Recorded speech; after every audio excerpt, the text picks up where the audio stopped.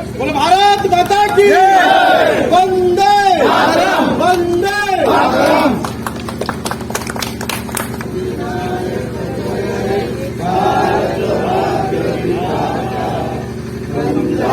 सिंधु गुजरात मराठा द्राविड उत्कल बंग यमुना गंगा उच्चल जलधित तव सुनामी जागे तव सुभाषिष मागे जाए तव जय मंगलदायक जय भारत भाग्य विधाता।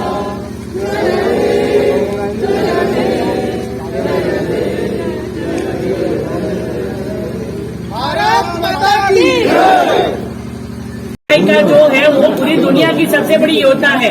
जो हमें अन्न सहाय योजना करी है वो रेशन कार्ड के माध्यम से गरीबों को मुफ्त अनाज देना, 5 किलो चावल और 2 किलो गेहूँ, ये सब मिल रहा है। लेकिन कभी कभी कंप्लेन आती है क्योंकि रेशन कार्ड ही ठीक से नहीं बनाते। वो रेशन कार्ड बनाने का काम तो राज्य सरकार को करना है। तो केंद्र सरकार की योजना करने के लिए जो हम लोगों को इंफ्रास्ट्रक्चर चाहिए, जो ट्रांसपेरेंसी चाहिए, जो डेटा चाहिए, मेरे पास डेटा उन्होंने बताया। केंद्र सरकार की फसल बीमा योजना के डेटा मुझे बताया। कोटला में ही 28,000 किसानों के खाते में 26,000 रुपये आए हैं। तो ये तो केंद्र सरकार ने डायरेक्ट बेनिफिट ट्रांसफर से डाला है। हर घर से जल देना, नल, हर घर को जल देना, नल वाली योजना भी केंद्र सरकार की योजना है। वहाँ भी मुख्यमंत्री ने अपने फोटो के नाम से अपने हिसाब से चला दी है। तो राज्य सरकार का स्टेक होता है, लेकिन केंद्र सरकार के पैसे भी इसमें होते हैं। और पहले जो हमारे प्रधानमंत्री जो देश के पहले मुख्यमंत्री भी थे, प्रधानमंत्री से पहले, तो उनको जो राज्य सरकार का हिस्सा मिलता था उसके हिस्से में भी उन्होंने काफी बढ़ोतरी की है। ऐसा नहीं है कि जो विकसित राज्य है, जो अविकसित राज्य है, उनको डिस्क्रिमिनेशन किया। सभी राज्यों को एक समान रूप से जो योजना जाननी चाहिए वो जानने के लिए हम लोग ने संकल्प किया है। आजादी का अमृत काल है, वोकल फॉर लोकल, आत्मनिर्भर भारत की ओर आगे बढ़ते हुए जो युवाओं का देश है, वो युवाओं को रोजगार मिलना चाहिए, रोजी रोटी मिलना चाहिए। इतने सारे यहाँ पे खेत में लोग काम करते हैं, लेकिन एक ही क्रॉप होता है। जो मल्टीपल क्रॉप होना चाहिए, वैज्ञानिक ढंग से खेती होनी चाहिए, सिंचाई योजना होनी चाहिए, पानी होना चाहिए, फूड के जो हाउस बनने चाहिए, कोल्ड स्टोरेज होने चाहिए, वो सब हुआ ही नहीं है। तो सरकार योजना तो अंत्योदय के लिए बना देती है, लेकिन इसमें राज्य सरकार को सहयोग करके, जागरूकता करके उनको जो लाभ देना चाहिए वो नहीं मिला है। और हम लोग खुद मंत्री ना होने के नाते मैं ब्यौरा करूंगी, जहां मैं पॉसिबल है वहां जाऊंगी।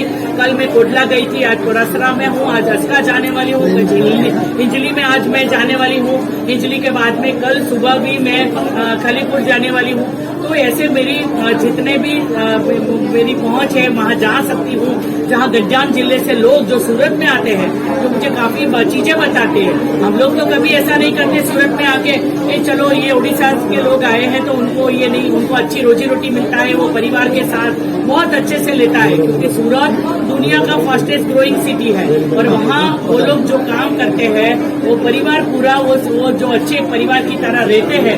उनको जो लाइफस्टाइल है, ईज ऑफ डूइंग बिजनेस के साथ साथ में उनको ईज ऑफ डूइंग लाइफ भी मिलती है।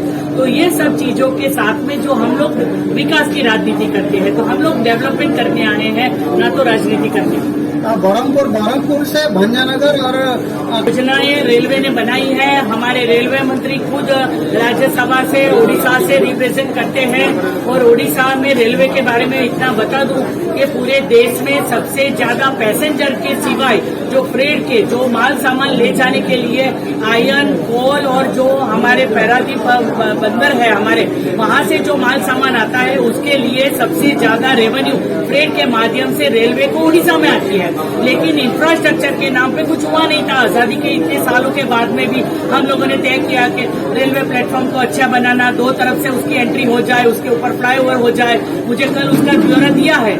कई स्टेशनों के ऊपर बाकी है, प्लेटफॉर्म की हाइट बढ़ाना, उसके अंदर लिफ्ट लगाना, स्वच्छता रखना, उनका केबलिंग का काम, उनका इलेक्ट्रिफिकेशन का काम, सभी जगह पे एक गति से काम हो रहा है। कई कई स्टेशनों को हम लोग पीपीपी मॉडल पे डेवलप भी करेंगे, ज्यादा कनेक्टिविटी हो जाए, ज्यादा अलग राज्यों से जुड़े, क्योंकि यहाँ राज्य में आने के दो रास्ते हैं, एक जो पश्चिम बंगाल की ओर से आता है और जो आंध्र प्रदेश की ओर से आने वाली लाइन है। लेकिन संबलपुर से आने वाली लाइन का जो भी मतलब कनेक्टिविटी वगैरह है वो बहुत स्लो चल रही है, उसका भी मैंने ब्यौरा किया है। जैसे जैसे मैं समय से आती रहूंगी, मैं मेरे अधिकारियों से जानकारी लेती रहूंगी। सबसे ज्यादा इश्यू जो है लैंड एक्विजिशन का है, क्योंकि हम लोगों को डेवलपमेंट चाहिए, इंफ्रास्ट्रक्चर चाहिए, तो वहाँ डेवलपमेंट के लिए लाइन लाने के लिए हम लोगों को जमीन लेनी पड़ती है, और जमीन लेने का काम राज्य सरकार करती है, जो ठीक से होता नहीं है। तो इसी तरह में जो हर्डल्स हमारे राज्य सरकार को जो अपेक्षा है, जो उनको करना चाहिए, वो नहीं कर रहे हैं, सिर्फ राजनीति कर रहे हैं। जो गरीब लोगों के लिए बनी योजना को उनको प्रभावित कर रहे हैं, तो उनको उजागर करने के लिए हम लोगों ने संकल्प किया है। हम इतनी बड़ी सेना है, हम लोग घर घर जाके बताएंगे कि ये सब माननीय प्रधानमंत्री जी के नेतृत्व में बनी हुई योजना है, जो लोगों को गरीब लोगों के जीवन को उजागर करने के लिए हम लोगों को काम करना है। सारा संगठन का काम है, हम अच्छे से काम करेंगे, एक टीम की तरह, परिवार की तरह काम करेंगे। Bharatiya Janata party with difference है, वहाँ पे जो भी कार्यकर्ता आता है या तो अपनी पार्टी का होता है या तो बाहर से जो पार्टी को एक बार स्वीकार कर लेता है, वो पार्टी की विचारधारा के साथ जुड़ जाता है और उसी की तरह काम करता है। और जिस तरह से प्रधानमंत्री जी और नरेंद्र भाई दो भाइयों की तरह काम करते हैं, इसी तरह हम सत्ता और संगठन में दोनों साथ में मिलकर काम करेंगे। जो 2017 में